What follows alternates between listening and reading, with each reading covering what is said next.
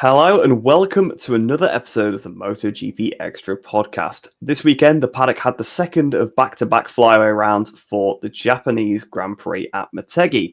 I'm Rhys, and joining me as always to discuss the events of the weekend is my co-host, Dill. So Dill, it was a pretty good weekend at Motogp. It almost seemed like we were going to get away without any rain, which is something you always get every year. But of course, for the MotoGP race, it changed. What did you make of the weekend as a whole?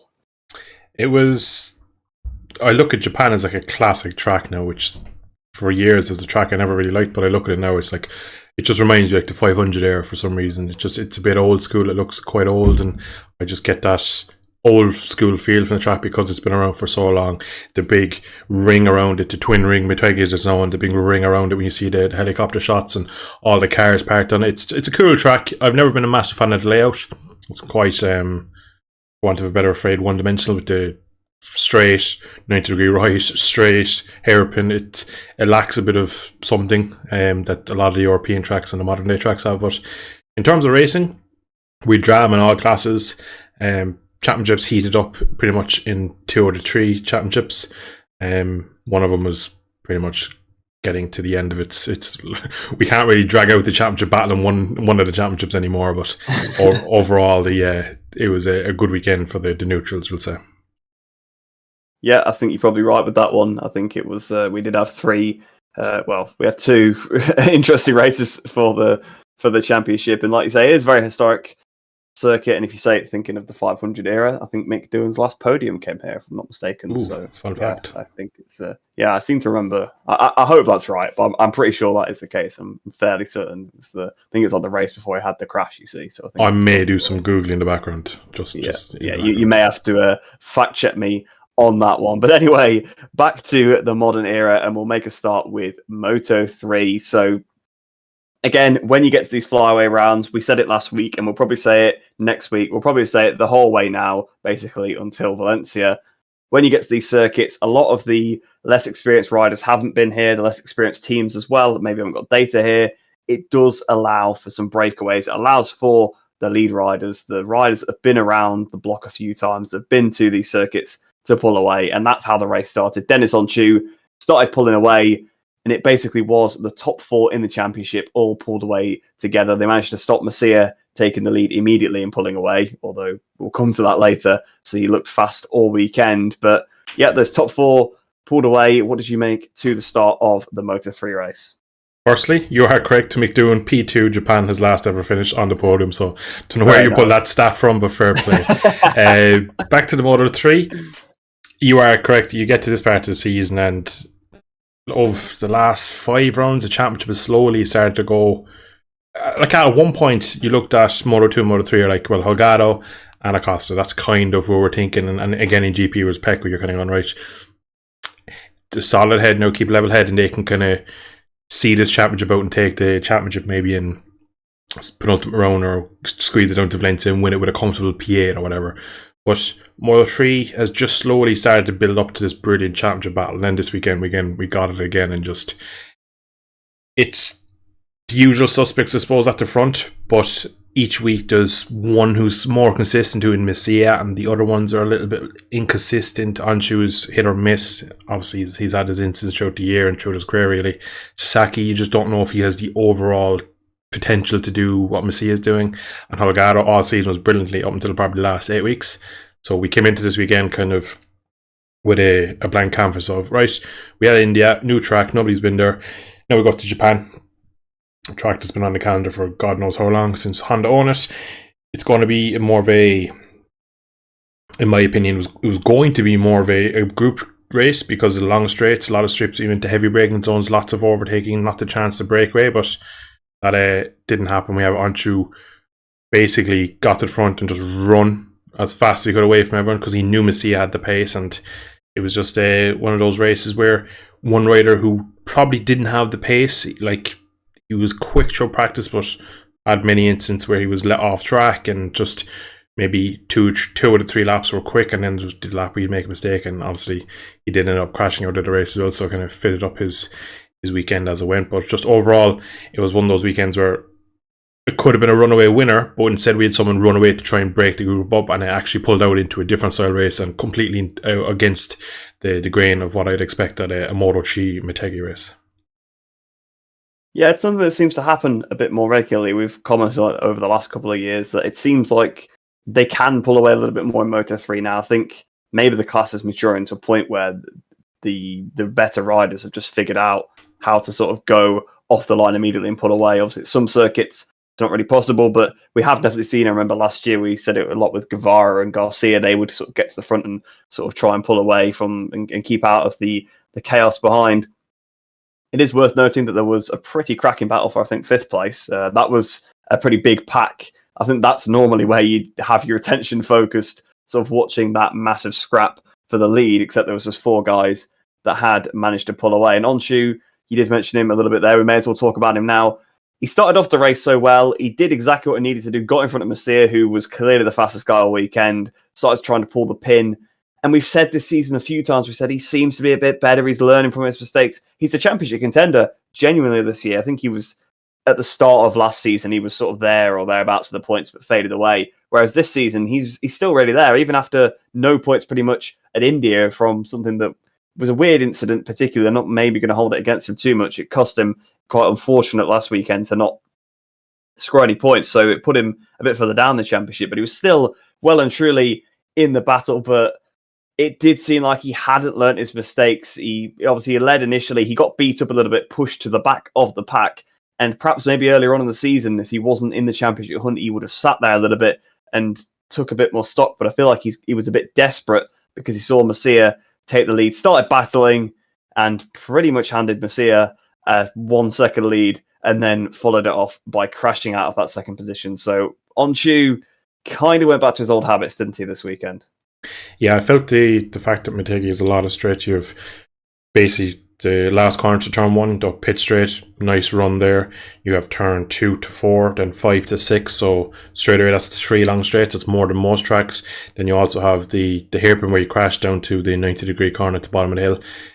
A heavier rider in Moto3 is always going to be punishing them straight. So I feel like in the slower corners, he was just risking a bit more, and it was kind of little first gear hairpin that he does crash out of in the end. So unfortunately, maybe the fact that he didn't score points last week, he's probably coming in thinking, I have to take points off Masia and Holgado and the likes just to get myself thereabouts, so when we go into the next couple of flyaways that I can at least continue my run of form and then maybe put myself in a position for the final 2 rounds. But it was just unfortunate, really. I think maybe this is all stirred up from the weird penalties that he got in India. He was quick in India, but the race just didn't work for him. He just couldn't make his way through. And I think it's one of those things where it's one small mistake that's kind of blown up into something bigger a week later in Motogp, really. But again, showed great pace. It was just a fact that I felt like I mentioned already, that he was just slightly over the limit just to be doing that. And on a Moto3 bike, they're stiff, they're rigid, they're not really going to give you much feedback. There was a couple of times where I think I saw Holgado into turn 1 where he had a small front tuck and it picked up massively. You don't really have the slides. The bike just don't move around enough for him to save him. So unfortunately, he probably had many warnings, but that's kind of Onshu really kind of will take 4 warnings and crash on the 5th one. So it was unfortunate, but I think in his eyes, he was like, well, look, I might as well try. I'm not going to win the championship finishing 3rd, getting out dragged on the last lap to the line or something. So he probably thought that if he stretched the pace and maybe 1v1 versus Masia, and hopefully he'd come out on top, but unfortunately he ended in the gravel. Yeah, it was unfortunate to see. You never want to see these kind of things, of course. It is just it is a shame for him, and like you say, obviously, it kind of does stem back to the India incident where, of course, he lost a lot of points there, so he probably was a bit more desperate this weekend. And yeah, unfortunately, he's sort of gone away with no points. And I'd say that's pretty much him out of the championship hunt now, since he was already kind of just labouring a little bit. I think he's now dropped behind David Alonso, who I was going to say actually didn't have a great weekend, but I think he actually did finish like 5th in the end, so actually not too bad. But yeah, he's now dropped behind him in the championship. So yeah, not the ideal weekend for Dennis Onshu, but someone who did have another flawless weekend, Jaume Masia. This seems to be a bit of a running theme throughout the podcast now that we're just talking about how great Masia's been this weekend, how fast he was fast from FP1. He's put it on pole position. He rode the race perfectly. And once again, the same thing. For me, the clear favourite in the championship, and for me, he should win the championship. If he doesn't, he's been absolutely robbed, because he's clearly been the best rider in Moto3 this season. And it's great to see as well, because we've said this before as well. He has the pace. He's always kind of had that performance, but he's just not been consistent enough. But it seems like the second stint with the Leopard team, not really the bike to be on either as well, has really worked out for him. I think that's kind of what makes me want to get behind him even more, the fact that he's the Honda taking the fight to the KTMs, and it is great to see. But once again, pole position, didn't have the lead immediately off the start. Onshu beat him, but dropped back a few positions. He got beat up a little bit, but he just kept his head. I think in the past, we'd have probably seen Messier crash, maybe trying to get these positions back. Obviously, even as, recently Silverstone, he did a similar kind of thing when he took the lead and tried to bolt, but just carved his way through, took the lead, just ran a decent pace. And then as soon as the guys behind started battling, gave him that bit of an edge, and he just ran a good pace till the end of the race. Didn't have to panic at all. And once again, a masterclass, and it puts himself properly into the lead of the championship now. Yeah, you make a solid point there. Previous Messier would have qualified on pole, had the pace all weekend, and then probably would have tipped off in fourth position. I think we've kind of covered that pretty intensively over the whole season with Messier, that when he has the pace, he usually, one thing goes wrong or one thing goes astray, and he ends up kind of making a silly mistake in like Garage Vert and Le Mans and throwing away a great result just like that. Just these little things that happen throughout the season. I think we both said last week that we tip him for the championship. Turned up at Honda's home track and made them look like kings, really. Paul, don't know if he got the fast lap. I don't think it really matters in Moto3, really. Comfortable win in the end after Onshu kind of made a little hole for him, and he managed the gap towards the end, and there's not much more you can do, really. I didn't really see him make any mistakes. Solid weekend, and he knew when he crossed the line that it was a big result, because again, Onshu crashed out, so that's nearly him done. We've already mentioned Alonso's probably just drifted out of the championship now a bit, so now it's down to a 3-horse race, and the two men he's fighting were behind him, so it's a perfect result for him. And again, it's just another kind of small step really towards a bigger goal of the championship, and he's just been really consistent, and I think he's firm favourite now. I think it's definitely slung into his favour, really, and I think it would be a tough ask for either Sasaki or Holgado to kind of, I might even beat him, because he's on a roll at the moment where he just looks like he has everyone kind of covered a bit, and like we just showed it today in Motogp at I wouldn't say quirky track, it's a pretty basic track in sense, and he seemed to have a lot in hand really over the years. I think even when Sasaki had a go at him and tried to hit the gap down, he seemed to just have enough to kind of probably dishearten Sasaki, thinking that like, if you take a tent off me, I'll take 2 tents back, and that's how we'll do it. Like, and I think it was a fabulous result for Messier, and I think really now it's his championship throwaway. We've already said that about Holgado, but we're in the business part of the season now, so it's perfect time to be hitting stride for Messier. Yeah, it's these flyaways when you sort of have these back-to-backs. I think we do have a week off now, but even still, there's not a massive gap between. It's not a massive break. You want to keep the momentum flowing. I think for Messier, that is going to be pretty important. And to be fair, Daniel Holgado, who you mentioned there a couple of times, he's kind of built a little bit of momentum up himself again. He's been pretty poor this half of the season. Obviously, he ended the first half of the season with the crash at Assen. Did pretty well at Silverstone, kind of been on a bit of a slump since, not scoring many points. Had a big lead. It's kind of been whittled down. He's obviously now lost the lead. But he seemed a little bit better once again. Apparently, this is not particularly an uncommon thing for Holgado, though. Apparently, in the junior championship, he did a similar thing. He basically won a lot of races at the beginning of the season, had a massive lead, and then just started finishing like 7th and crashing out and things like that and struggling. Then I think he finally managed to bring the championship home at the penultimate round, and then went out and won the next race. So it does seem like maybe the pressure does get to him a little bit. And we've got to remember sometimes as well, he's a very young guy, and there's massive pressure when you're trying to win a world championship. So it's very, very easily done. And it's nice to see that he's maybe sort of come out the other side of that. Now he's been caught up, the pressure's kind of off. He just has to kind of do the best he can and hope that the others maybe make some mistakes or don't finish quite as well. He's not got to try and think, I need to take 5th place now, because that's not really good enough. He just needs to try and do the best he can and back up into the podium positions. Great race from him, really. I think the only mistake he made really was the last corner. I think other than that, it was pretty great. Yeah, he was been most of the season. Most people are like, he's been brilliant all year. Great start. And just got to Assen, and just that weekend just kind of got away from him. And then we felt in the race he just probably stretched himself too far. And to be honest, right, it's kind of playing out a bit like Fabio's season last year, where everything went to plan. Had that one mistake at Aston, and then since then it's been kind of, his reaction time has just been too late. Every time he goes to catch something, he just misses. It falls through his fingers. It's kind of just a weird season for him, where it's just one step forward, two step back the whole time since Aston. And he's had his mistakes in Barcelona, and then it was no score in Mizan. Just didn't really have anything to show for his pace there. It's good to see him back though, because I think as a neutral, a battle in Moto3 down to the last corner in Valencia would be pretty serious fun for the whole championship. Would keep everyone on their toes, and he's taking it there. Whether he can hold on or at least overcome Messia's kind of pace at the moment to maybe take points off and to bring it to that close, that we go into kind of a superbike scenario where we go to the final round with the potential of a champion, but like all he needs is 2 points over 3 races.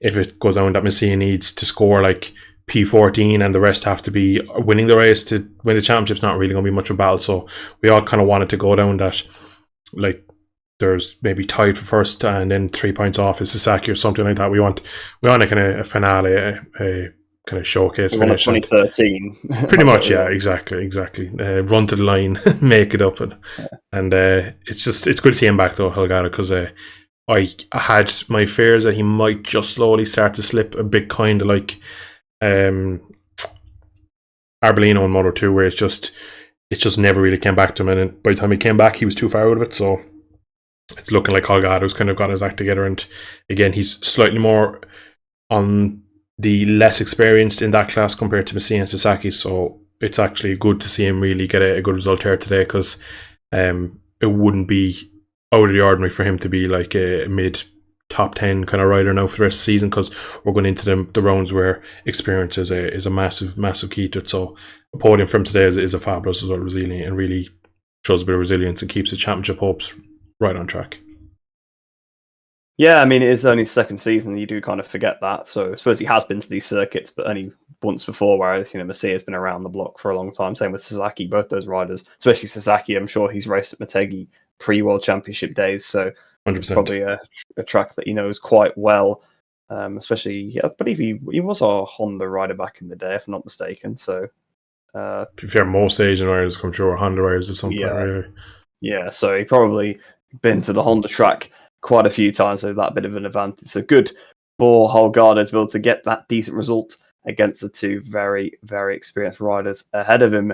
So we'll talk about Sasaki as well, since we were obviously mentioning him before. He gave it a good go today, didn't he? Obviously, he was pretty unhappy, I think, with Onchu. I mean, we saw when Onchu was pulling the aggressive passes on him in the chicane, he shook his head. We saw a head shake from Sasaki. And really, I think he wanted to just kind of sit behind Messia and just maybe try and follow him rather than trying to have to work too hard. But with Onchu kind of causing a bit of trouble in the pack by passing, Holgado was also a little bit of a part of that as well, into turn one when they were going 3 wide, and that sort of allowed Messia to pull even further.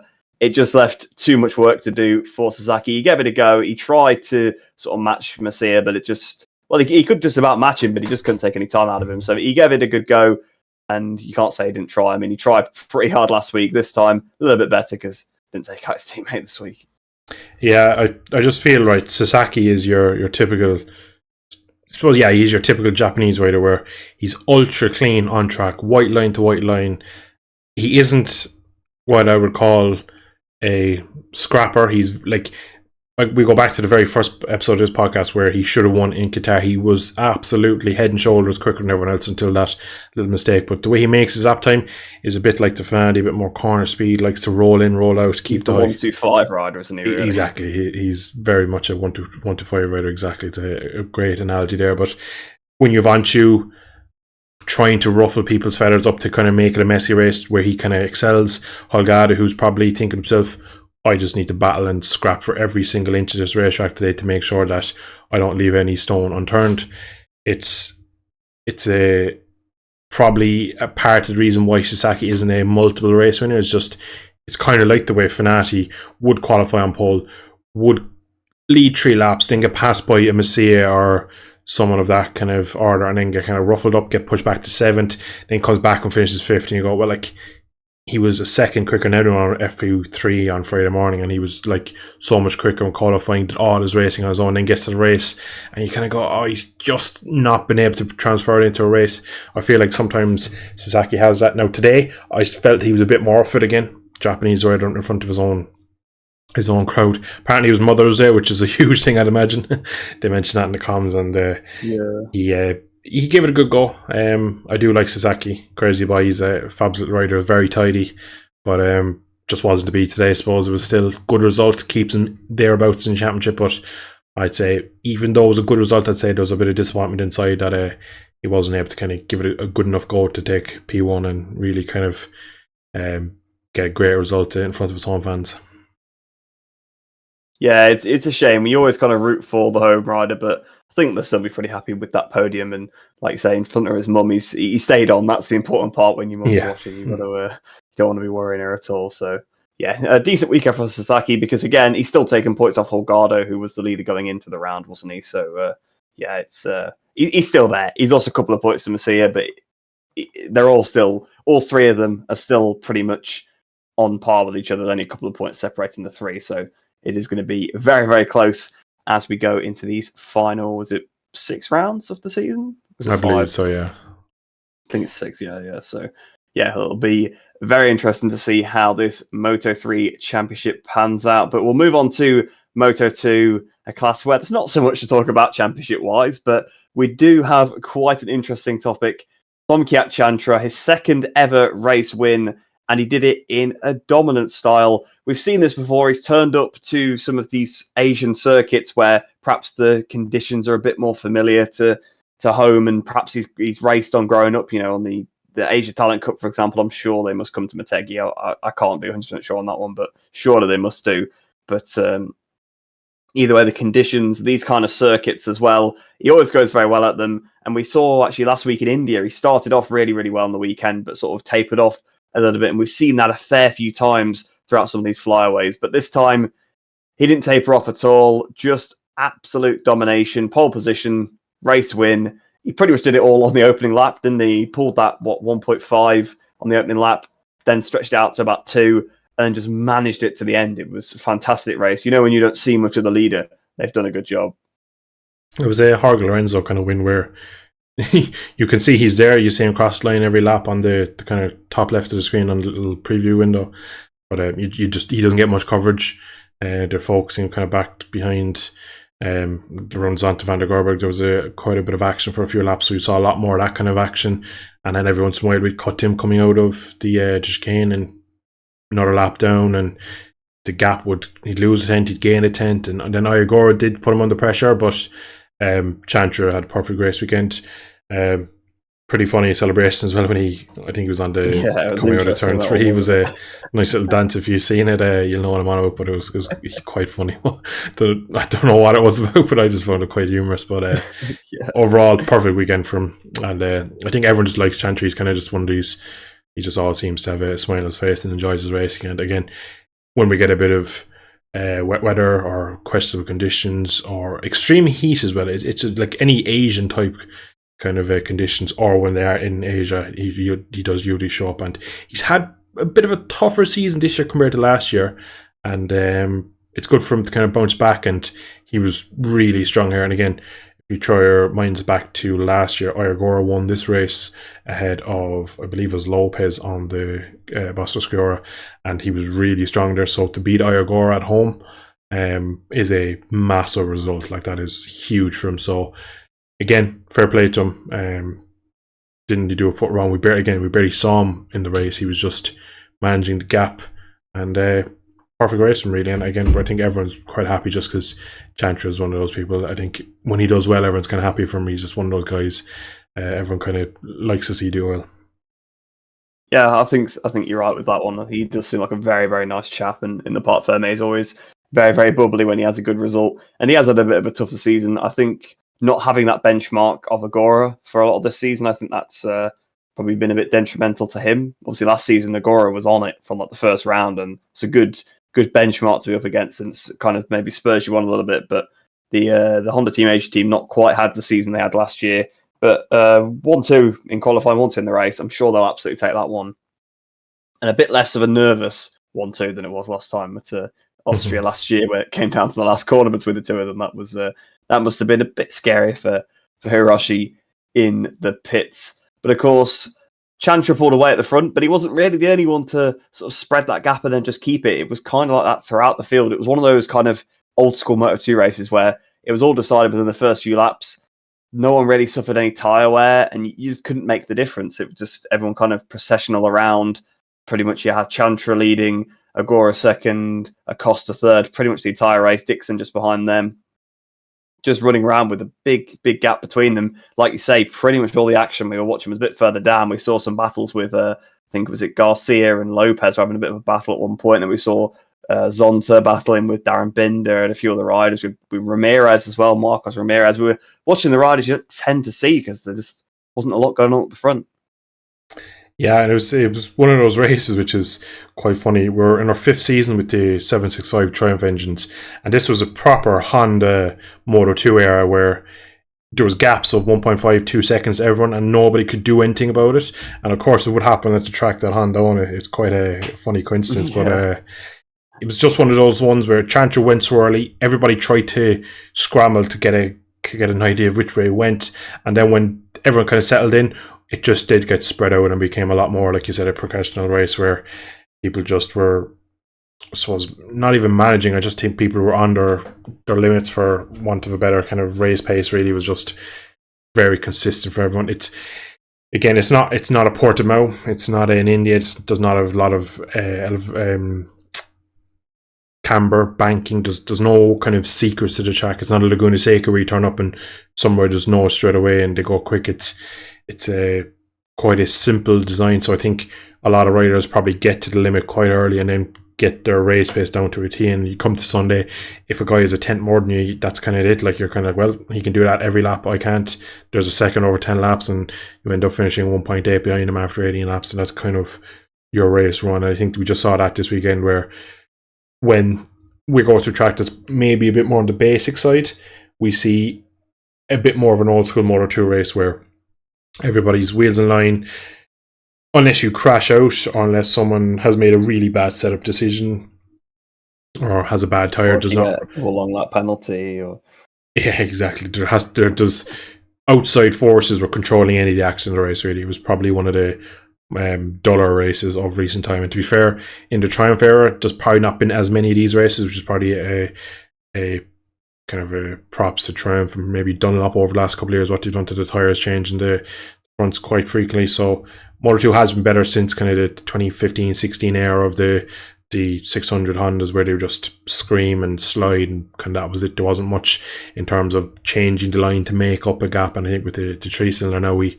have more of there's more kind of a strategy to the race. You can't just go all out straight away on the tyres. You can't, like Tito or back can't just do 67 laps and win by 2.1 seconds over Callio. And it was an interesting race because you haven't seen it. And we all thought towards the end that Oyagor was going to make the gap and get onto Chantra, but it unfortunately just didn't really happen. And we saw many more riders, like you said, Zonta. I think we saw Foggia as well crash out as well. I think there's just other riders we saw today that usually don't get as much track time just because they were all probably maybe not as quick, but they might have been inconsistent, and that kind of gave a little bit of battling and the sense of a fight on. Is kind of a few more mistakes in the mid pack, but nonetheless, it was an okay race. It was probably the worst in a while, though, definitely.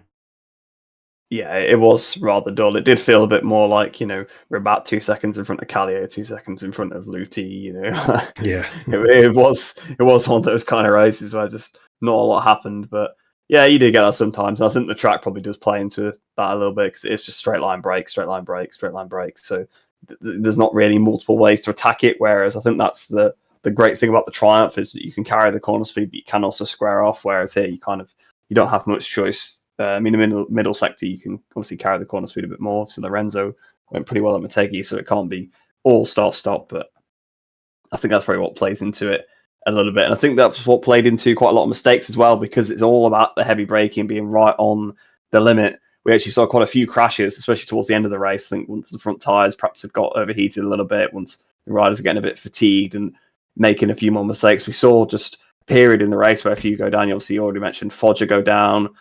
His teammate Roberts didn't crash, but he went off through the gravel. We saw Aldeguer go through the gravel as well. I'm trying to think of other people that crashed. Sam Lowe's crashed, of course, at the last corner. That was obviously one of the front guys crashing out there. So, yeah, we did see in that middle period of the race, it started to become a bit attritional, didn't it? Yeah, there was like 3 or 4 laps where maybe twice a lap you saw the yellow flag, and not only were people crashing, like Joe Roberts, it was just one of those simple mistakes, and just at a track that is so critical braking, you make a small 1% change in your braking and it can have the effect that you're off in the gravel. And we just saw it's kind of a trend, I feel, in Moto 2, that the middle race of the day can be a bit scrappier. I think we saw it was a couple of weeks, I can't remember exactly which race it was, but there was another similar race where it might have been Mazzana, where we had quite a few. Sandoz crashed there too. Yeah, so right on cue. We had Moto 2 again. You give a spec series, obviously the Calyx versus the MV and the Bosco score, I suppose, is the only differences.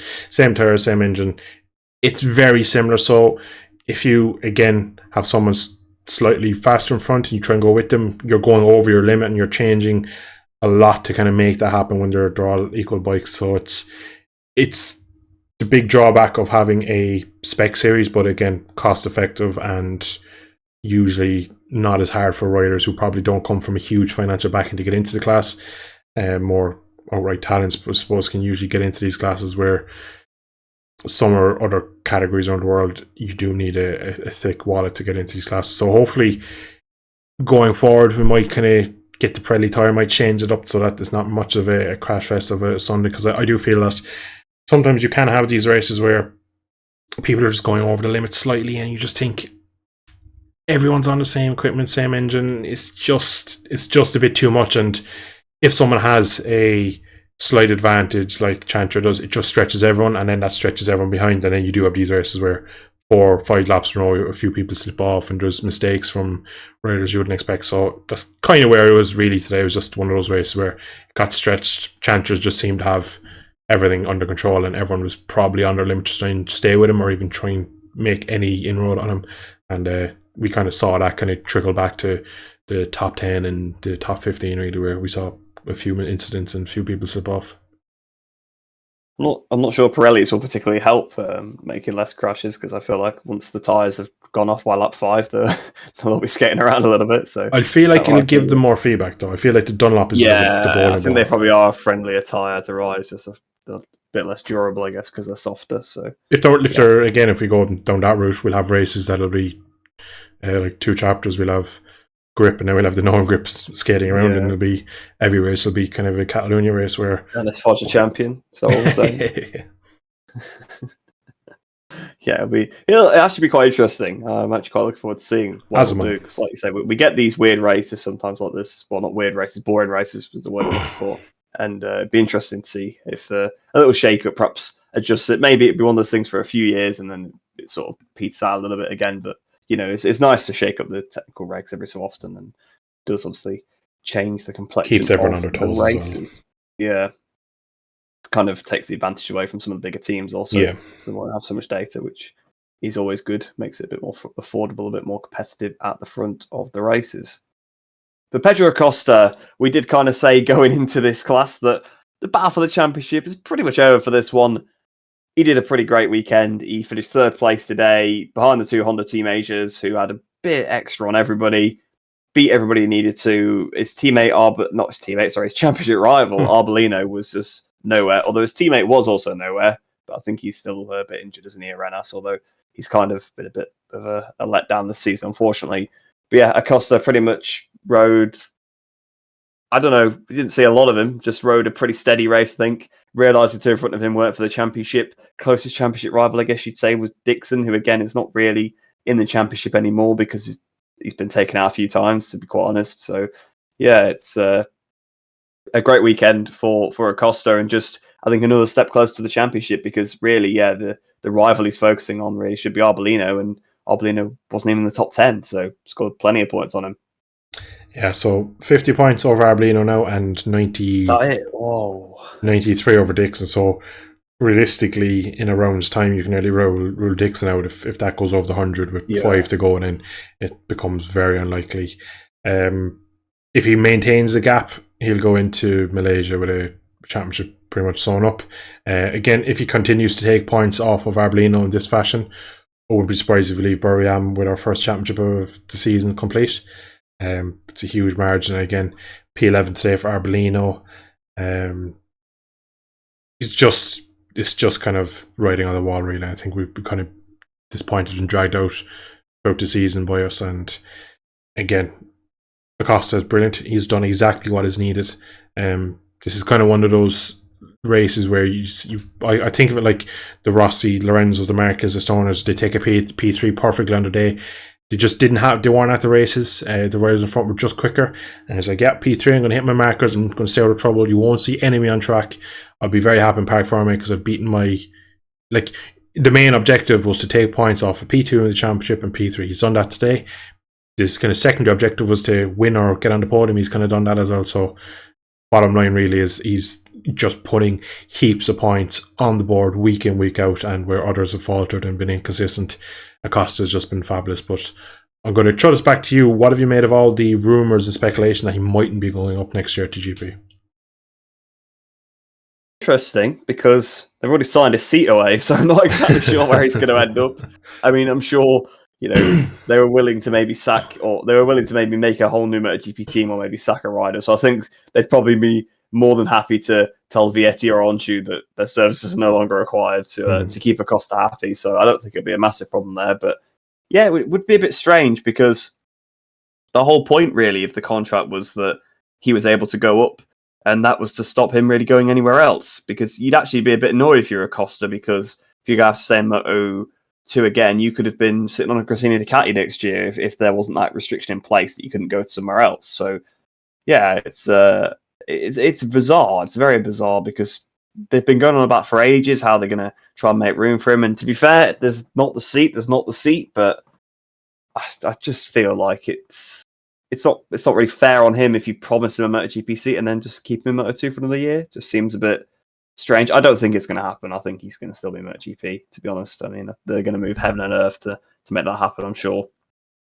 But yeah, it seems to be sort of rumours this weekend, and maybe there is stuff going on behind the scenes, because, you know, if I was Costa's management, I'd definitely be saying, well, you said that we have to stay with you because you're going to get us a MotoGP seat. It's I think it was in his contract, by the sounds of it, that basically he can go to the MotoGP manufacturer if they don't offer him one. So yeah, definitely would be pulling that out, maybe trying to get a bit of compensation or something, even if he doesn't actually, because I think he probably does want to stay with the KTM family. They've brought him all the way through, so, and it's clearly a decent bike, so it's not like he's stepping onto a terrible. It's not like stepping onto a Honda or a Yamaha. It's a good bike. So yeah, interesting rumors, but I don't see it happening really.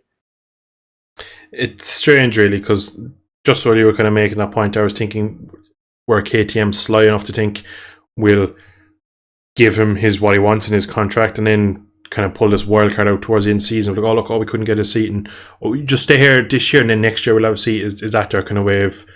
I presume it's not. I presume it is kind of something has gone wrong on their end, and they've not been able to get him a seat at the moment, and they're kind of working on it, because Miller's contract's more watertight than they thought. Yeah, by look at it, exactly. Yeah, the one weekend where Costa is questioning his future, Miller is back towards the front and putting in good races and good qualifying sessions again. So it's kind of it's a trend worth watching. At the moment, I'd still imagine he'll go up. To be honest, I don't see him leaving KTM regardless if he goes up or doesn't. I think it'd be very foolish of him. Now, can he? It's not really the seats. They're really seats. Like, you're not going to jump to a Honda or a Yamaha regardless. That's kind of the point I was getting at. That, like, it'd be foolish for him to try and think he can't actually do it on a Yamaha either. Well, yeah, that's on a Honda. Like, yeah, with the Repsol Honda seat is probably the only one that he could probably take now if he was to try and get out of KTM. But earlier in the season, you'd imagine, yeah, but would it snapped him up in a heartbeat? But it just, I think, was it Mugello time where we kind of got the confirmation he was going up? It was very early in the season, like it was. Yeah, it's in his contract that he's definitely going to go up. Yeah, otherwise we're going to lose him. So it's a bit of a weird one that we're kind of now 6 races ago. He has his championship all but sewn up. KTM are kind of hitting a purple patch in GP. Their bike this year was a good step. I think maybe next year if they make another step, they could be on par with. I think they'll go heavily into second position ahead of Aprilia as the second quickest bike, and probably cut the gap to Ducati. Apparently Ducati have like another all-new bike. Not all-new, but like another serious evolution of the current bike coming next year. That'll be another step as well. So maybe next year Ducati step further away, a bit like Red Bull this year in Formula 1. So it's all up in the air. But if you're Pedro, you're getting onto the factory equipment in probably the second best team in GP at the moment, and you have that Red Bull money behind them. So there's nothing they can achieve together really. So I think you'd be pretty pissed about it because you've been told. Now again, it's not confirmed he's staying. The way I feel like I'm explaining this is as like he's been told he's staying, but at the moment it's just questionable how they're going to get the two factory boys, the gas, and then get a cost into that squad as well. So it's just a bit of a headache at the moment for the KTM bosses, but I'm fairly sure Pedro Costa come Valencia will be testing out an RC16 and we'll all be losing our mind when he's 6 seconds quicker than everyone. Yeah, they'll find some way to do it, even if it's like a case of making him the guy that like does like 10 races in the season and has to sit out for the others or whatever. Like I'm sure he'll be definitely testing the bike even if he's not on it. Anyway, I think you're right. I think they'll definitely be sticking him on it at the end of the season. But yeah, I think he will go up. I think it'd be silly not to. They've got 4 riders. 5 riders contracted to 4 seats, but 3 of them you'd more than happily get rid of for him. So yeah, it's just before we move on. Out of the 3 riders, who would you move first? Well, I was actually about to say Paul was being beaten by all the test riders at one point today. So yeah, probably him. Fair enough. Like it'd be either him. If it was up to me, it'd be one of the gas riders. Because even though we said about Miller underperforming, like he is still probably if you look at the championship, he's still miles ahead of those 2. So I mean, I know Paul was out for a while, but again, he did crash. So yeah it's. I probably agree. The thing is, with Miller, he's holding a more prestigious seat than the other 2. So is he not getting more out? Like, look what Binder did, yes, in the sprint, obviously today in the rain, we'll get to that later. But Binder all season has gotten more out of that factory seat than Miller. Augusto's gotten a very good amount. They're supposed to be the same, supposedly. Yeah, they're supposed to be, like, but if you're Brad Binder, you're going to have the best of the best around you, and technically Miller will have the best of the best around you. In Tech 3, you're going to have probably Guy Poulon and his kind of gurus around you, so maybe not. Like, if you're Brad Binder, you have direct KTM employees that have built the bike, that are making all your tweaks, listen to everything you say, whereas if you're Augusto or Paul, you're like, well, Binder reckons we should do this with the rear swing arm, and he reckons that this carbon swing arm is actually better. We're going to make you test it for this race, and you just feel like that the intricacies between each team, that I feel Miller probably should be doing slightly better with the equipment and with the team he has around him. We all know like that there's never been a independent team win a world title, and it's always been factories that have won it. So it's always kind of that question mark is how big is the gap, but I think that's what adds the extra kind of question mark to Miller is he doing enough to keep not only KTMC, but is he doing enough to keep the Red Bull factory KTMC, because that is quickly becoming 3rd and 4th fastest equipment on the grid, and is Jack Miller warranting or doing enough to kind of warrant that seat for 24? And that would kind of give you the question mark. I think he's doing a lot better than Augusto. As you'd imagine, he's a series veteran at this point. Again, he's doing more than Paul. Again, you have to say Paul was injured for a season, like, but I still think over season Miller probably just pips Paul really, because I think when they sort out the bike in the wet, I think Miller does a lot better over full season with the mixed conditions, and I think he's just a better ride than Paul. Yeah, I think Paul is very good the odd weekend. He was very good with Yamaha for the odd weekend. He'd show up in like Indianapolis and be brilliant, but the issue was Miller can pull that lap out of nowhere when he's not feeling it and go straight into Q2 and then pull another lap out and then kind of salvage his race weekend like that. I don't feel Paul can do that. Again, Augusto being a rookie, you kind of glance over him. I'd feel it'd be shocking if Jack lost the seat for Acosta.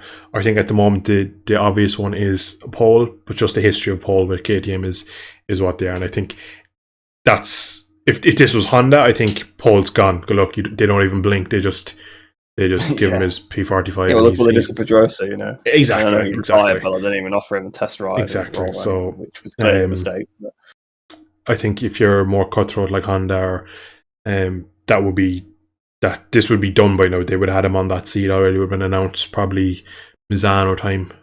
So that would have been done. But I think KTM were just kind of dragging the feet because they don't want to get rid of Paul after everything's done. And to be fair, he's done a lot for that brand. So it's just a question mark. But at the moment, Acosta is probably thinking, what else do I have to do to get the seat? Like I've given them their championship in Moto 2 pretty much, and he is the next big thing coming through. Like there's no one else with the train or the hype train around him as much as Acosta. So I'd be very surprised if we don't see him next year on the MotoGP grid, at the expense, in my opinion, of Paul, to be honest.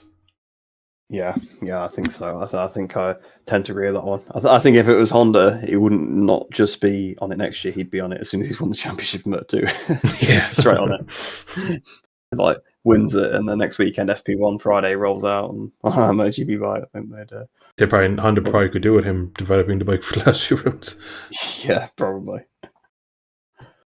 But anyway, we may as well move on to MotoGP now, since we have been talking about it so much. And Jack Miller, I guess, is the first topic that we've actually got on the list. So since we've just been talking about him, I guess we'll make it a little bit brief. But seemed to be back to, not to his best. I think that would be overdoing what he's been, his actual performance this weekend. But he seemed a bit closer to Binder relative. And obviously, like you say, Binder ended up winning it in the main race. So he actually ended up beating him there. But he wasn't sort of scrapping with the gases and like Morbidelli for like 15th. He was back in sort of those front positions, and he didn't seem to fade quite as much as we've seen. Like we have seen weekends where he's qualified like third but then finished at 15th. He seemed to be a bit closer to what we saw perhaps like pre-Austria, that kind of performance. Yeah, we forget as well, he won here last year under Ducati and he won convincingly. So, or was that 21? Yeah, it was last year. Yeah. Was it last year? Yeah. Well, as soon as I said that, my brain was like, last year was the first year that they went back since 19. Oh, yes. Yeah. Whatever. Just as soon as I said it, my brain was like, no, that was the year before. And I kind of was like, But no, last year, obviously, so when he won, he was so quick. He was absolutely ridiculous. And I thought this weekend was going to be strong. He has been riding the carbon frame, and his feedback has been like, it's amazing. It's better in every way. So maybe it's just, again, I feel like through Jack's factory Ducati days, there'd be points in the season where he'd have this, like one day tested Aragon and they found setting with the front, and then for next 8 races or 8 race weekends, he'd be back to where he should be at. Now, I have a question for you at the end of the kind of Miller segment I just want to throw to you, but I'll get to it in a second. I'll probably answer myself first, really. It's just, like, in here, I don't know, he's kind of back at the front. We didn't say he's back to his best, but what is Jack's best? Like, he's not a championship man. He's never going to win a championship. Is his best winning in a wet race? Is that his best? Because that's not really a form thing. That's like someone shows up, pushes on the warm-up block, gets his tyres up, and then makes a gap in the rain and clears off and wins like he did in Le Mans, but not really Le Mans because the bike swap, like, but he makes a difference in the rain. The dry races he's won, they've not been races bar Motegi where it's been a straightforward race. There's always been, like, we go back to Jerez, that was another rider coming back to him with an injury, and that's how he won that one. So there's always kind of a bit of a, I don't want to say a question mark over his wins, but just like, what is Jack Miller's best kind of form? Like, he's always been amazing over the one lap. His activation of the current Michelin tyres, being able to get them 100% used over one lap, is probably one of his best traits. But the fact he does that over one lap, he can't then make them last 17 laps. So it's just, for me, he's again back. He's looking a lot stronger, but again in the race he went backwards. Now, in the full race, it did look like that the KTM just wasn't really working in the rain. We saw Binder crash out, having a pretty weird crash. No, it's hard to see. I haven't seen a replay other than the live feed where he may have touched the white line.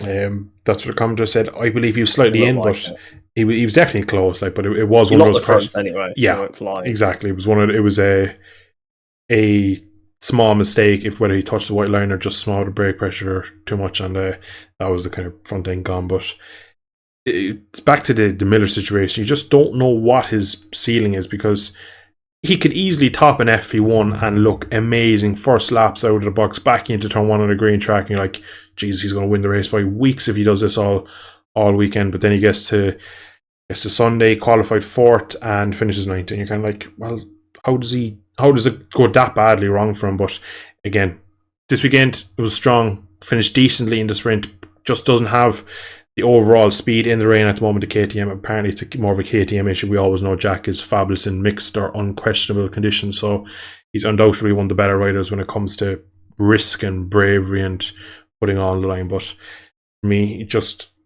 the consistency, and we'll see now that he has the carbon frame that he's kind of been banging on about all weekend. When we go into the next 2-3 rounds, if it's a dry weekend, does he have the consistency to stay there? Because he's always been quick, he's never been slow on that bike. It's just been a matter of he can't do a full race distance, and that's his massive weakness, his Achilles heel, shall we say. But I will throw the question to you now, what is kind of Jack's best form? Like, if he's back to his best, what's he actually doing? It's kind of a weird question, I know. Qualifying on the front 2 rows and finishing in the top 5. Pretty much. I suppose, yeah. Fine for the podium on a good day. I suppose podium on the sprint races, kind of heroic. That's probably it. Yeah, exactly. That's what he was sort of. I was like, pause him out. Like, that's what I meant. Like, kind of not back to his best. That's what I was referring to. I wasn't necessarily referring to his best over his career. I just meant from this season. Yeah, like, true. Qualifying on the front row, first couple of rounds, battling for the sprint race, podiums, maybe just about sticking in the top 5. I mean, even in his Ducati days, that's pretty much what he did. You know, he used to be pretty close to Bagnaia in a lot of the races. In fairness, there was also a lot where he went missing, but generally speaking, when he's having a decent weekend, he could put it in the podium. You know, his wins happened obviously very rarely. They weren't really necessarily what I'd say was his top form, though. I wouldn't say that's like, oh, it's expected if he's going well that he's going to win a race. It's like those were the outliers. I'd say usually his performance would be kind of wingmanning. That's what he kind of did to Bagnaia, and I'm sure that's what they hired him to do to Binder, really. He's clearly a good team player. We saw it last couple of years with Bagnaia. He'd more than happily get aside or like sort of defend him, and he was in a position to do that quite a few times. So yeah, I'd say it's pretty much what it is. He bangs out a really good qualifying lap on Saturday and could just about bring it home in the top 5. But he's always had these weekends where he's gone nowhere, because I remember last year, like he was like 20th in Mugello, like last year on Ducati, like out of nowhere. And then they went to like a test at Catalonia, and all of a sudden it was normal again. And it's like, yeah, just he's always been a bit hit and miss. So I'd say personally that his best would be like a front 2 rows, top 5. That's what he should be doing really most weekends. It's fair, I suppose, yeah. I mean, in fairness, you know, if the bike's not up to it, then the bike's not up to it. But I'd say that would be when Binder's doing what he's doing in the dry. Yeah, exactly. When Binder's second to Bagnaia, he should be at least 5th. Yeah, I'd say I'd agree with that. Yeah. So from one rider that perhaps underperformed to one that certainly has been overperforming. He's actually been a bit rough this season, especially since Saxonry. I think he lost all his confidence there. But the last couple of rounds, the Honda has seemed perhaps a little bit better. Even in the dry, it seemed a bit better at this circuit again. And I think same Mark and Mir both looking a lot better. But Marquez putting it on the podium in the main race, I can't believe it. He's just fantastic ride. He was looking good all weekend again. Let's not forget he took pole position here last year. So clearly the bike works. It is Honda's own track. And yeah, just Marquez 2 weekends in a row now looking pretty good again. Yeah, if you go back over the history of the Honda in GP, it's always been known as a bike that breaks late, makes a V out of a corner, gets out of a corner well. And then you look at Motogp, their test track, and that is literally, you could draw 10, 11 Vs on that track out of where the bike is made well. So it's clearly... There's a corner called the V corner. So exactly, like it's literally, it's just exactly what the bike does well. Now, in modern GP, it's still not really up to the scratch of being able to do with the best of the other categories, because other bikes can do different things in different ways to out V, shall we say, the Honda, and kind of get into the corner quicker, stop it, turn, and get out of the corner. Just look at the way the Ducati kind of rotates a lot with Pecco on it, where you can just kind of mid-corner just slow it down, slide it across, and then still drive it back out. So it was good to see him there. In the main race, potentially could have won it, really, if the red flag didn't come. Now, he was on the race to throw the hands up, so he obviously felt like that the track was at a tipping point. But again, we always touch on the rain that it's a leveler. It's a great leveler. It's always been known as it. Now, maybe over the last couple of years, maybe it's not as much of a leveler with the ride-out devices and the aero, I can imagine the ride-out devices make a bike a lot more planted in the rain, so you have a lot less maybe risk of high siding when you have such a loaded machine in the wet, and the current ECUs and GP bikes are pretty tricked out even in the rain, so maybe not as the days gone by of like the mid 2000s where you'd see like a two-stroke in up against a 990 kind of making a race of it. But it was a good performance from him. It shows again that he is just premier class. Like, he is better than most of them out there, and I think there was comments before the weekend from Cal Crutchlow that if he jumps in the Ducati, the rest of the Ducati riders should stay at home. And that's a guy who's been a manufacturer teammate, shall we say, for 6 years with him. I think, was it 6 seasons, 5-6 seasons? Cal was on the LCR Honda with him, so 15 to like 21. So guess he didn't get to see much of his data in 2020, to be fair. But true, I suppose. Yeah. But at that point, he probably didn't need it. He already knew that at that point he could do what he was doing. So usually Cal is pretty straight to the point, cutthroat. He kind of says what he thinks. There's not much kind of media kind of mislaying talk. Like, if he says something, he usually believes it, and that's kind of where that statement came from. He believes if Mark gets on a Ducati, that it'll be curtains to the rest of them. And I think a lot of people think that, and I think a lot of people want to see it just to see how dominant could he be. And it's going to be interesting. I have it down here in the notes as Marcus's last podium for Honda. Might come back to bite me, but we were told for the last month, 6 weeks, that Motogp is the kind of the where we'll find out the dilemma of where he's going. If he's staying, is he jumping on the Grassini bike? And we've heard nothing. Now, as this goes out Monday morning, 9 a.m, it might be already out. Might come out tonight, late tonight, come out first thing in the morning. We were never going to hear something at the Japanese Grand Prix, to be fair, unless it was a contract extension. That was the only thing we were going to hear. He's not going to announce that he's leaving at Japan. It'd be very disrespectful. It would be massively disrespectful. But now that it's over and he's kind of given him one last hurrah, I suppose, maybe mightn't be announced Monday or Tuesday. But again, we always kind of risk by probably midweek, if it's gonna. Yeah, potentially, but I don't think it would be like the day after again. I think they'd probably be a bit. Yeah, I suppose maybe they don't want to. Well, him and his PR group, I don't want to disrespect the team that's given them 6 GP titles, so it's it might be in best taste not to. But there has been occasions before where we've recorded a podcast at kind of 6 o'clock, 7 o'clock, and by the time it's gone live 9 a.m. Monday morning, it's already outdated, and we're speculating things that have already come out. So it's we're always trying to kind of predict the future, that maybe announcement, a press conference, something is coming in terms of Marquez. But again, solid weekend from him. Did the maximum, managed to get into the top positions, and again, on another day he wins today if the rain maybe just kind of eases up and stays roughly where it was, but it just pissed it down. So that was kind of that was Honda's chance, and unfortunately the red flag kind of put an end to it. Yeah, he was definitely coming, wasn't he? He was. It looked to start with like he's struggling, but he said in his post-race interview that he was just looking after the tyre. He knew it would shred up too much because it wasn't wet enough to begin with. So he kind of took his time, and then he obviously started to come through, and he did. He was catching them up. He was probably going to take Pecco pretty soon, and it was probably going to go after Martin because he probably would have had a little bit more tyre because those guys went for it straight away. So he definitely would have probably been saving a little bit more. And yeah, like it's not quite the level it once was, the rain, but it still is to an extent, because you're not on the limit of the bike anymore. Even though the bike, obviously, you can dial in, you can make the sort of the throttle kind of, that's not really in the rider's hand anymore. You can do that with the ECU to make it smoother, so that makes the wet better. But you still got to brake right, you still got to take the right lines, things like that. So there's still this level of kind of performance you can get out of the bike because you're not on the limit of your bike, if that makes any sense. It's not so bike dependent.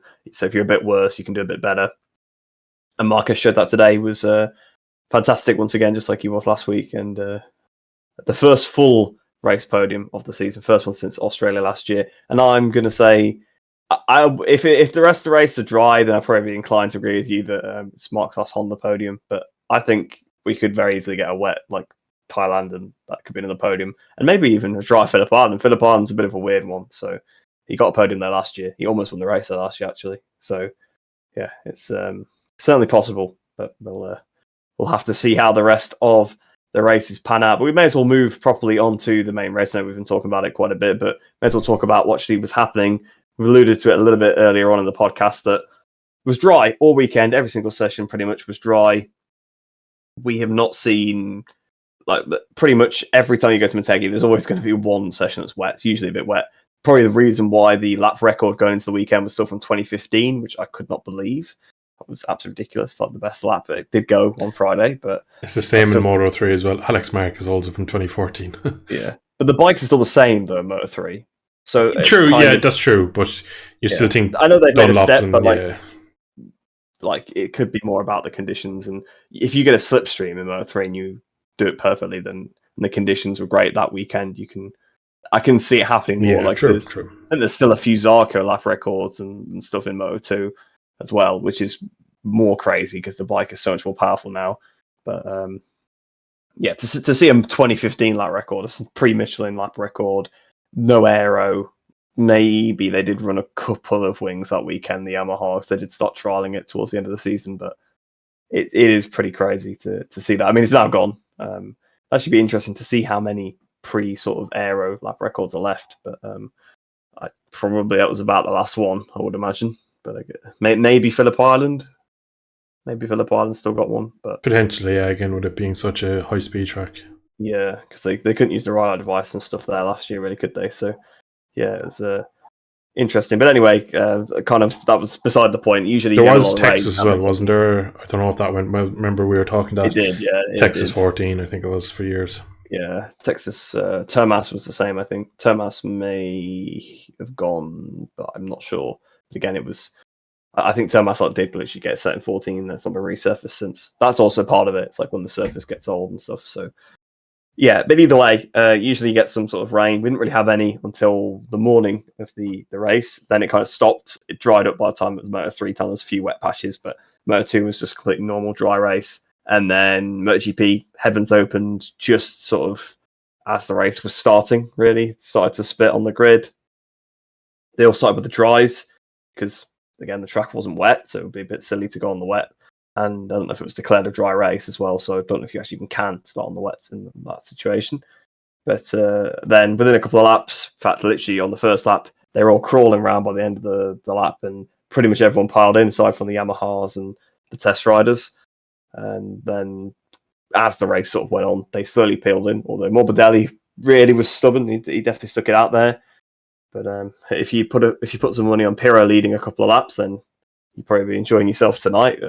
It was a strange start to the race, wasn't it? But they pretty much all swapped immediately. So it was almost like a normal wet race. It wasn't the weird flag to flag in terms of, when the order's really muddled because they all kind of pitted at random times. So they all basically pitted in order on the first lap. So it was kind of a normal wet race.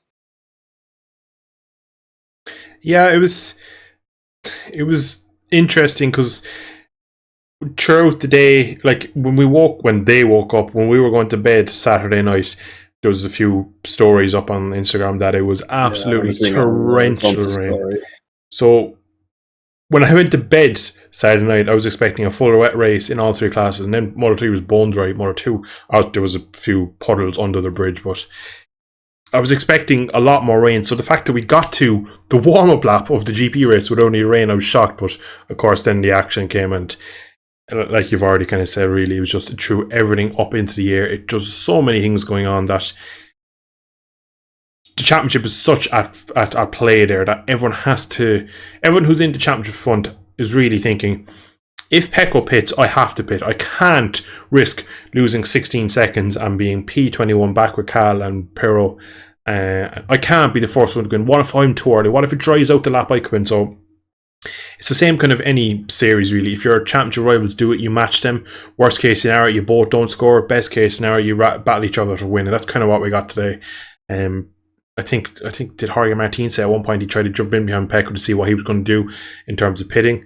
One weird thing I saw today, Pecco coming out of the pit lane just didn't seem to want to accelerate. I don't know if you picked up on that. I thought Martin might have sped to start with. It was fantastic. He jumped from like P4 to like the lead again. Yeah, it was Pecco went from first to fifth, like, so it was strange. And it looks like, do you know when they're coming out at this kind of Friday morning and they're kind of all looking over the shoulder and they kind of, some race out, some kind of stroll out fixing letters. It was a bit like that. It was kind of very casual, considering it was midway through a race that just started raining. It was very, very high stakes, and maybe he didn't want to lead. Like maybe didn't want to lead that is because he knew everyone would come in. He perhaps thought, I'll just drop behind a couple of them and just let them discover the wet patches first. Yeah, I suppose. But he dropped to fifth. Like, that's, again, no, that is a serious point. But I just felt like even if he does want to maybe just fall in, you just roll into turn one. You don't you don't come out of the pits not accelerating. I just found it strange. I don't understand the decision. But overall, as soon as we got into the wet race, it was a couple of riders who left out on the dry tires are thinking, if we can get away with the race, we could have a Misano 15 where if you stayed out for long enough, it came back to them.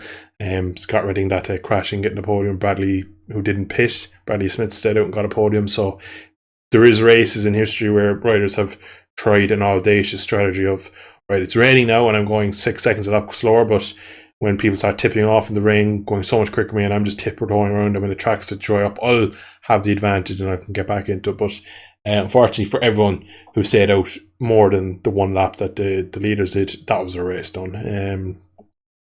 I think by the time Fabio pitted, the leaders were passing as he was coming in, so that was his race done. Pirro just stayed out a lot longer, and then Morbidelli just did not want to come in, and then there was a shot of him being overtaken into turn one, and he was actually dangerously slow in front of him. It was I felt like scary. Maybe he should have pulled out the way a little bit there. Yeah. The only thing, like, it's a race, and like he doesn't want to lose tire temp, but like it was pretty dangerous. Yeah, it was kind of safety car speeds, like, and as well, if you're going off the race and you just don't know the rubber, you don't know the wet. So I think he was just so stiff, and I think there was one point they come into turn 4 and there's just a couple of riders sat up behind him because they don't really know what to do, and he gets picked up a few times. To the racing line, it's more predictable. They can probably overtake him. Yeah, maybe that's what he was going for. I suppose you Whereas if he tries to pull to the side and rolls out of it, then perhaps someone hits him. Yeah, you're always told to kind of be predictable. So I suppose sticking to your racing line and sticking to your speed and stuff like that is probably the best thing to do. But it looked messy. And then later on that lap, they come down into the final few corners on the end of the back straight, and it's just kind of a missed. He's been kicked up, and you know straight away that he has to pit. There's no way he can stay out. It would be too dangerous. And from there on, really, then it was just a traditional wet race. It got wetter and wetter and wetter until a point. Then it was a full wet race where it was one of those 2017 Japan races with Marquez and Dovi. And just from there on, we just had a nice traditional wet race where it was consistent really up until, I suppose, the red flag. And then after that, then it kind of got decided off track. But it was just it was a fun, good wet race. And riders from behind had more pace and riders in front going slower. And then there was gaps and there was battling and people not happy with overtakes. It was a good fun wet race really, and I think Motogp always kind of has that in it really. Yeah, it was pretty good because obviously, like you say, it was that kind of progressively getting worse. At the start with they're kind of like unsure, obviously trying to find out where it was getting wet, and I don't think they probably did want to use the tyres too much, but then as it got wetter and wetter, it did just become one of those more normal wet races, and it was interesting to see the level of spray increase. And like you said, there was that one lap where there was so much spray on the back straight, and we knew Morbidelli hadn't pitted at that point, and we're like, Franco, you got to come in now, man. You know, you can't keep going around on the drives. It was worth the gamble, I guess, for him, especially once he'd been overtaken, because like if you pit now, you're going to be like two pit stops behind. Whereas if they then have to come back in and pit, you maybe kind of make up for the first mistake a little bit, and you've also got the heat in the tires already and stuff. So yeah, it was it's probably worth staying out for him, but very, very interesting call to actually take it in the first place. It seemed like the clear decision when the whole field piles in to actually change tyres. But yeah, it became a bit of a normal wet race. Obviously, Martin was leading for a bit, but then he had a pretty lucky escape, really. He kind of locked the front by the looks of it into, well, I don't know if he locked the front, but he sort of realised he's going to go in hot into like turn 3, I think it is, isn't it? At the end, like the first corners, like 1 and 2, into turn 3 where the long lap is. Pit the bike up, ran wide, dropped back to about 5th place, and then just sort of calmly made his way back through and had some quite aggressive passes for saying it was a wet race, but the confidence that guy has is just unbelievable. He looked fantastic again this weekend. Pretty much other than that, didn't put a foot wrong. He had a bit of a battle with Miller going through, past Marquez, past Bagnaia, past Aleix. Pretty much he just fought his way to the lead and just sort of controlled it. Didn't look like he was on the limit. I'm really rating his chances, and then he just seems to be growing in stature every single weekend. Another double as well, sprint and race win. Championship lead is pretty much gone now at this point. He's just walking on water at this point, Martin, and literally today.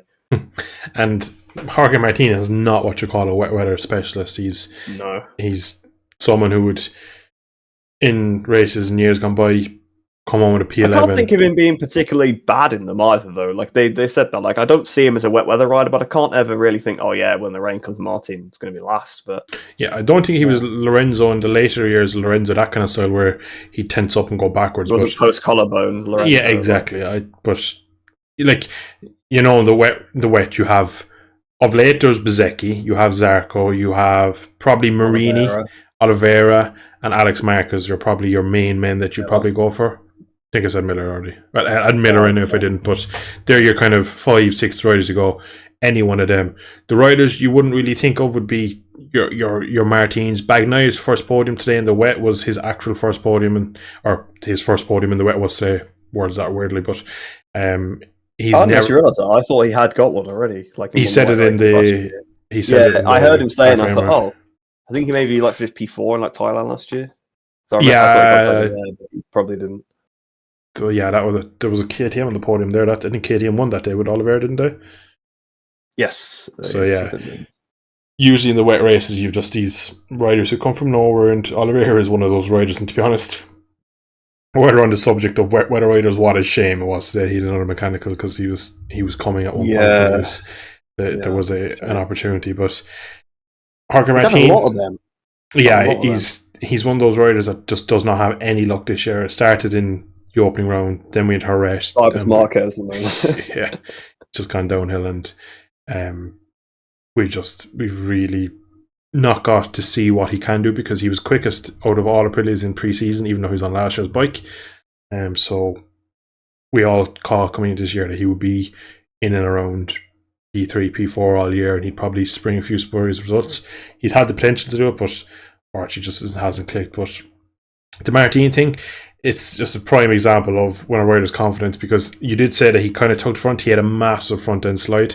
It was one of those things where straight line brake in the front completely turns. The rider just happens to release the brake.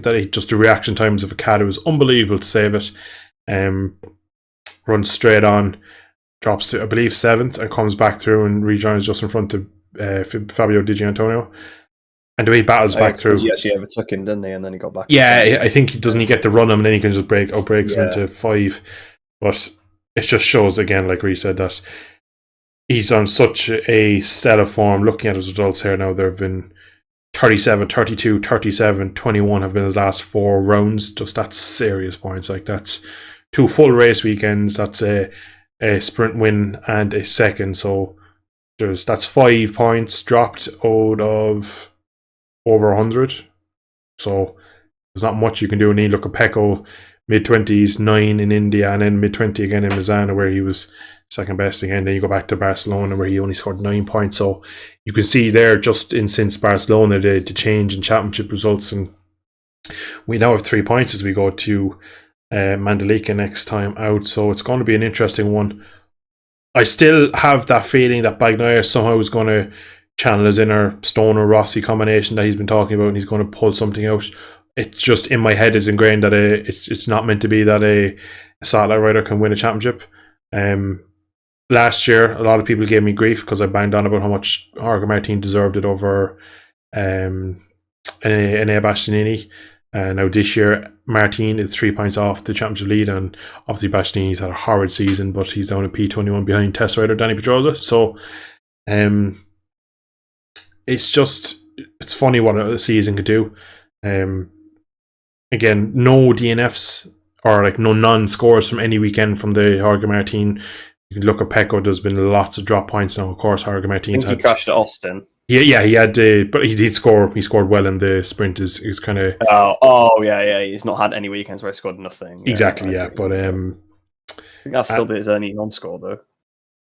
He didn't finish the full race in Portimao, because he retired. Oh yeah, of course. Yeah, he crashed got hit by Mark, and then he then crashed himself again after. But probably he had a broken foot. So yeah, there you go. So he's had he's crashed on the motocross track, and he crashed when he got crashed into with a broken foot. So there are his two kind of like blots of his copybook. His runner form. He's hit at a perfect point because with 6 races to go, if he continues to do it, he could wrap it up in Sepang. He could go that far ahead. I think now. Yeah, remember how good he was there last year as well. That pole Exactly. position by like half 1.1 or something. He was quicker in free practice training.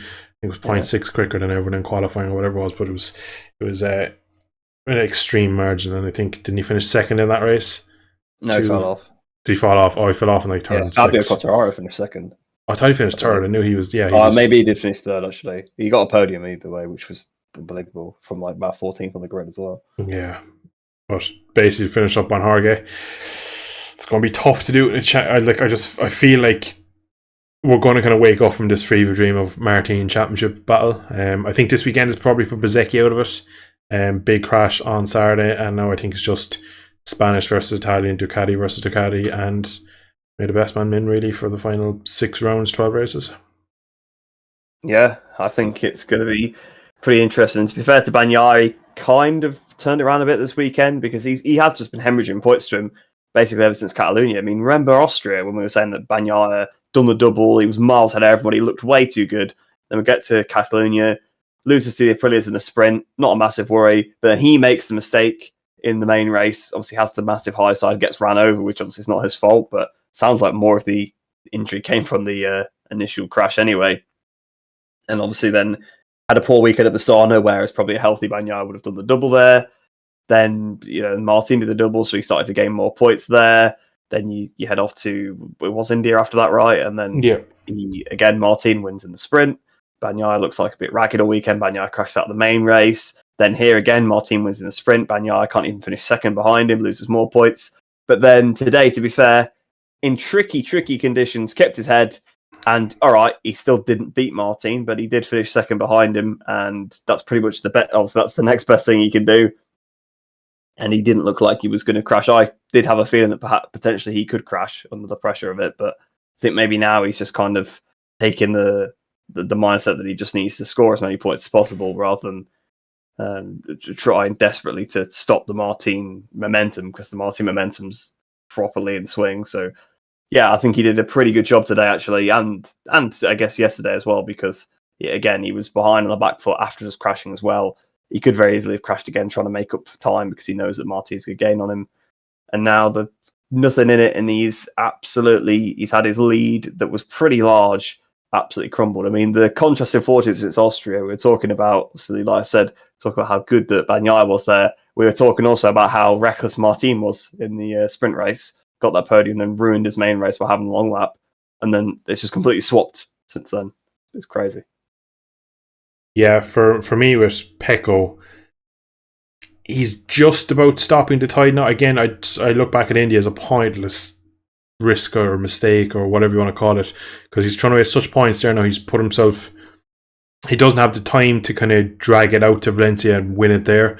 It's gone to the point now where he has to respond, and going into the next rounds, really, I think he's going to have that mindset of, we've all probably been there in some sort of racing, whether real life or games, where you're being caught from behind and you're like, oh, I'm out losing this round, I've lost that much, and then eventually whoever's catching you is there and you're like, well, it's on now. It's kind of like, it sounds silly, but like you're under more pressure when they're catching it. When they've caught you, it's kind of like, well, I'm going to just go for it now. It's kind of a weird click you can make, and I realised I think Pecco's going to have to do it. And I think we saw that today in race 2 where he's like, well, I'm going to have to ride at my 100% now. I'm going to have to kind of ride as if everything's open and I can't. I think maybe after Austria and the incident in Barcelona, that mindset of I need to protect, I need to make sure, I need to cover all my bases, I need to spread all my winnings out and make sure they're all separate and keep everything clean and dry and keep myself comfortable. And now that's all going out the window. Everything's gone. There's nothing but 3 points left between them. We have 6 races, 6 race weekends. It's going to be a hell of a battle. I think we're going to see a lot of drama from here now, because it wouldn't surprise me if Pecco was to crash again. To be honest, it wouldn't surprise me if Jorge Martin went over limit and crashed, because he's on such a wave. He probably thinks he's invincible, and it's a bit like probably Pecco having that crash in Texas, where he probably doesn't feel like he can make a mistake, and then something like that can happen, and that could really change it. And again, we've seen anything can happen in these last 5-6 rounds now, where we go down all the way to Valencia, which on a track on its own, a cold Valencia in November is not a place to end the championship. No, it's not really somewhere that you want to have to try and bring home a result either. It's just so treacherous, so tricky. Especially, we saw it last year. We saw how much Bagnaia only needs to finish at P14, and he made it look difficult. Let's put it that way. So yeah, bear in mind there was enough Ducatis in the race and just all let him through, and he got that position. So he basically couldn't lose that championship. But even still, it was tense. Yeah, it was. It was, and him and Quartararo went at it a little bit as well, and yeah, it was. It just shows you Valencia can do these things, and we've seen obvious title candidates lose the championship there. Probably Rossi in 06 being the main one there. It's like he finally got in front of Hayden. It's like, well, surely he's just going to wrap it up now. He's just going to finish P5 or whatever and win the championship, but he didn't. So yeah, that is the thing about ending it in Valencia in November. But back to the actual race today. Whereas we'll talk about the way it ended. Obviously, we spoke about how it started. Obviously, the rain progressively got worse. Marquez was closing in on the two guys in front, but the rain finally got to a point where there was a lot of spray, a lot of standing water. Riders couldn't see. Race was red flagged. And it was pretty interesting from here. They obviously all went back to the pits. We had Johann Zarco have a crash just before the red flag came out. At the penultimate turn, where he had the same place that Bezzecchi had his crash in qualifying, went through the gravel, bike was destroyed, and pretty much straight after that was when the red flag came out. So it seemed like if he could push that destroyed bike back to the pit lane, he would actually be able to restart the race. But it was then announced that he wasn't going to be able to restart the race because of the way he'd returned to the pits. He'd gone through a little shortcut in the service road, instead of actually walking up the pit lane, I guess because they'd sort of taken the bike off of the circuit because it was so mangled. I guess you're not trying to remount on that bike. Then he sees the red flag comes out and thinks, okay, I need to try and get it back. So he just took it from where it was and tried to get through. I don't know what you think about that one. I think that's a little bit silly, that they're not allowing you to restart for life. You still got it back within 5 minutes. I think that's probably... I know it obviously ultimately wasn't relevant anyway, but I still think it was a little bit... silly that he wasn't allowed to restart, since if you actually look at the comparison, it's not like he actually took a shortcut. It's just a different way through to the pit lane. It's not actually any shorter. It's the same. So it seems a bit weird.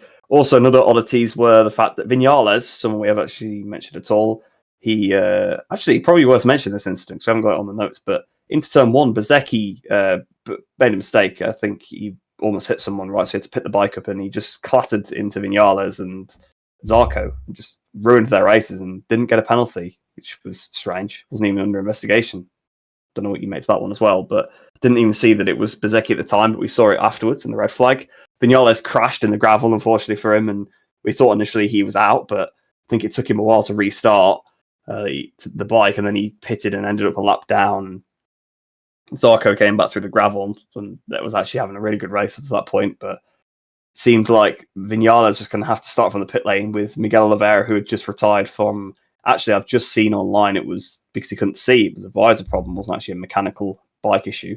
Oh. So it looked like it was going to be a strange red flag, but then they went out to obviously do this restart. The Zarco was excluded from, and we had the two Aprilias in the pit lane. But then the conditions were basically not really any better. It stopped raining, but there was still as much spray. I don't even know. I think it had then probably started raining again, but it stopped raining quite as heavily initially. And so they all put their hands up, red flag. And then they came back to the Parc Fermé, and we had 50% race completed, which was pretty close. I think that's literally why the race was red flagged when it was. I think they realised they'd crossed the line, so they're like, right, let's stop it now. Because it literally was like as Martin and Bagnaia crossed the line, the red flag came out. For the first time. And then obviously this warm-up lap was red flagged, which is not something I even knew could happen. I didn't realise you could red flag a warm-up lap, but apparently you can. And full points were awarded. So I'll pass it on to you now. I think the reason for that, right, is because a second red flag, you just go back to the first result if it's within a few laps and you just declare that a full result. But it does seem weird that half race distance, but we're getting full points. Yeah, so quite a bit to dissect. We'll go back to the Zarco incident. I feel like the stewarding in GP is too much of what's written on the paper and not enough by using your eyesight and your own kind of common sense. he didn't get a Apache helicopter to throw his bike back into the pits. It was pushed back in by his own self. It was, I don't understand. Okay, he went slightly different route to do it. Like, it didn't come back on a flatbed trailer. It didn't. He physically brought the bike back himself. It's a stupid little technical thing that's a lot of these races have had lately, where they've had small technical issues that have cut out. Like, for example, who today, very off topic, the BMW 900 Cup in Donington Park, someone who do not remember his name, went to do the long lap, went off the track, lost a lot more than it. They didn't give him the long lap. They just told him that was enough, you've lost your time. Whereas we've seen countless times this year, if someone makes a mistake in the long lap, they have to redo it. So there's not enough kind of common sense where to think, well, he's attempted to do it. He's clearly lost the time that we've tried to penalise him for. Why do we have to make him do it again? So it does weird decisions. I believe GP could learn a lot from the likes of Stuart Higgs and his BSB crew running it, because again today, Zarco gets his bike back. It's no question of how he gets it back. It's pretty legit that he gets the bike out of the gravel and back. And we've seen this before, where riders have tipped off towards the end of the red flag, picked it up and rolled the bike back with no fairing or a head smashed out of it. So it's silly, really, that the stewards keep ending up with these little, like, small print kind of penalties or little exclusions that we keep seeing. So straight away, I think that was very harsh on Zarco. The red flag for me came at a weird point. I didn't feel like it got any heavier. I remember last year, the Moto 2 race in Thailand, where you literally couldn't see the bikes. Yeah, that was terrible. That was what I would call, that was too much rain. There was too much water standing on track. You couldn't see anyone. You couldn't see the other riders. They couldn't see each other. You couldn't see the flag marshals. That's when you go, right, there's nothing we can do here. There's literally nobody can see anything. Today, I felt like at the point of the red flag, it was kind of consistent for a good 5-6 laps.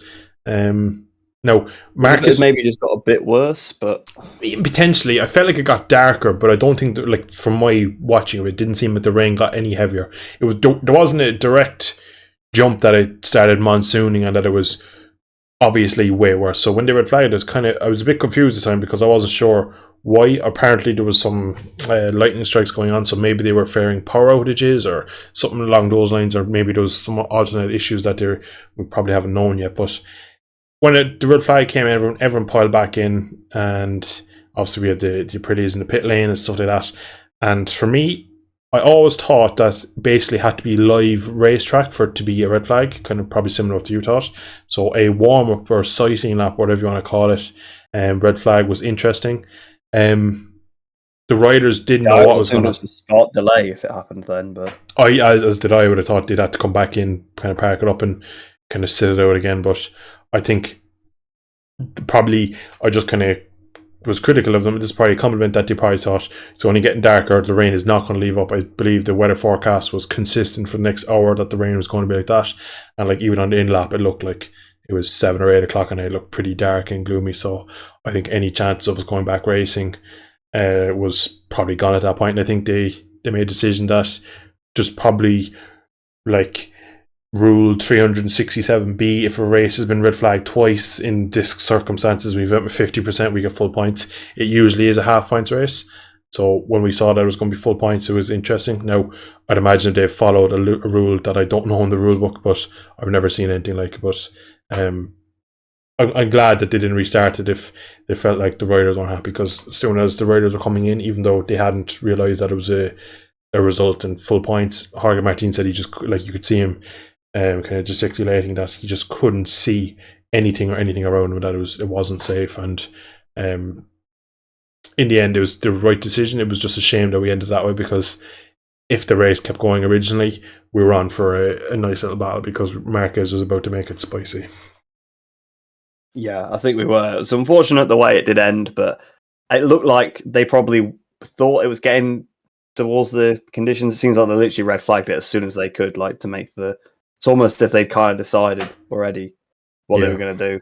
They were going to red flag it. So, like, in case they can't restart them, they can probably give 50%, like, full points if they do it this way. But, yeah, it's one of those things. It's getting on, isn't it? It does get dark. Obviously, it's getting towards sort of autumn, winter time, isn't it? So, it does get dark earlier.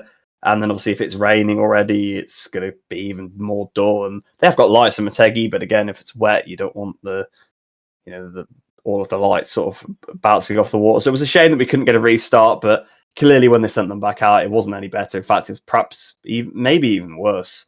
I don't think it was raining as heavily anymore, but in terms of the standing water and the spray, because they hadn't been going round, it probably built up even more. So yeah, I'm with them not restarting, to be fair. I mean, it would have been perhaps nice to have still seen the battle, but yeah, we've seen you do get this, especially in Asia, in this part of the year, you get these big storms, and yeah, there's not a massive amount you can do, unfortunately. Yeah, it was one of those races. Unfortunately, we all kind of was hoping it was going to be a grandstand finish, and we were just kind of robbed. And unfortunately, this can't happen in Asia. We've been talking about it for weeks now. We're building up to it. That the fact that we've got Mandalika next, so yeah, literally. Remember what happened last year? It could very likely happen again. Yeah, remember the Shaman last year? Yeah, so yeah, all the guys. So I'm sure the Shaman will be on standby for the whole weekend just in case. Yeah, flying in via helicopter again, just like last time. VIP. But we've kind of been banging on for the last 5-6 weeks maybe that when we get to Asia, we're going to get these weather conditions. Things can happen. Riders can end up like all it takes today is Jorge Martin thinks I can go another lap in these dry conditions, and he doesn't score. Pecco wins, and instead of a 3-point lead, he did crash when he had that moment. Exactly. Yeah, exactly. It's all if buts maybes. The championship is decided on these little potential mistakes, and yeah, it's a long race to go yet, really, for us. And it was just, again, we keep banging on that when we get to Asia, anything happens. It's unusual climate, delays. That's just, if you're a rider, you want nice dry condition, you want consistency, you want to be able to get onto your grid, you want to be able to do your race pace and then see where you're at with 5 laps to go. You don't want to be started late. We're going to try a warmer lap. It's been red flagged again. We're going to go back. It's a 15-minute wait. It looks like the rain is dying down, but the wind is going up. It's getting slightly dark, but we're going to go, and it's going to be half race distance. It might be half points. All that in your head, and you're just like, I just want to ride the bike. It's hard enough to ride these and do all the other stuff and focus on your mapping and your ride-out device and fuel management and everything, and then you're throwing all this extra stuff in that it just gets very complicated. So thankfully today, in terms of championship, it was a steady race. There wasn't any big swings, but it's definitely picking up that we're going down to the last 6 races now, and we have many opportunities to see this swing in either Pecco or Jorge Martin's favour. Yeah, it didn't affect the championship massively, but it has just closed it up that a little bit more. So like you say, it does leave us with a tantalising prospect, actually thinking that we're going to get a proper battle for the championship. It's kind of, I think you said earlier on in the podcast, that it's almost like kind of swapped, that we thought Moto3 and MotoGP were kind of a given, and Moto2 might have been interesting between Acosta and Arbolino, but it seems to be now sort of the other way around. Moto3 and MotoGP are spicing up, and Moto2 is kind of petering out. But I guess we will find out what's going to happen in the next race for the Indonesian Grand Prix. I think we've got a week off before that one, but that has been this episode of the Motogp Xtra podcast. So hopefully you have enjoyed it. If you are watching it on Dill's YouTube, do give the video a like and subscribe. It really does help us out. And if you are, of course, watching on Spotify, if you could rate us 5 stars, is really appreciated. And of course, do leave your comments on either feed. We'll have a look at them, and we'll definitely bear it in mind if you've got any feedback or anything you want us to talk about in particular. But hope you enjoy the rest of your day, and we'll see you in 2 weeks' time for the Indonesian Grand Prix.